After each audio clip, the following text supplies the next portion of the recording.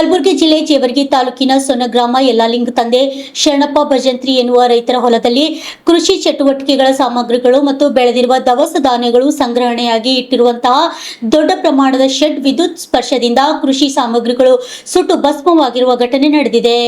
ಕೂಡಲೇ ಜೇವರ್ಗಿ ಅಗ್ನಿಶಾಮಕ ದಳ ತಂಡ ಆಗಮಿಸಿ ಸುಟ್ಟು ಕರಕಲಾಗಿರುವ ಕೃಷಿಯ ಚಟುವಟಿಕೆ ಶೆಡ್ಗೆ ತಗುಲಿದ ಬೆಂಕಿಯನ್ನು ಆರಿಸಲು ಹರಸಾಹಸ ಪಟ್ಟರು.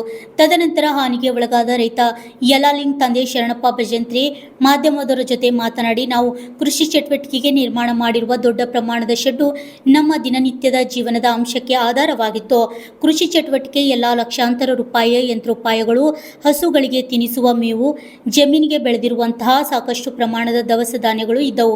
ಜೊತೆಗೆ 3 ರಿಂದ 4 ಲಕ್ಷ ರೂಪಾಯಿ ಖರ್ಚು ಮಾಡಿ ನಿರ್ಮಾಣ ಮಾಡಿರುವ ಶೆಡ್ಡು ಇವೆಲ್ಲವೂ ಬೆಂಕಿಗೆ ಆಹುತಿಯಾಗಿರುವುದು ನಮಗೆ ತುಂಬಲಾರದ ನಷ್ಟವಾಗಿದೆ. ದಯವಿಟ್ಟು ಸಂಬಂಧಪಟ್ಟ ಮೇಲಾಧಿಕಾರಿಗಳು ಸ್ಥಳಕ್ಕೆ ಧಾವಿಸಿ ಪರಿಶೀಲನೆ ಮಾಡಿ ಶೀಘ್ರವೇ ನಮಗೆ ಪರಿಹಾರ ಒದಗಿಸಿಕೊಡಬೇಕೆಂದು ಮಾಧ್ಯಮದವರ ಮೂಲಕ ಕೇಳಿಕೊಂಡರು.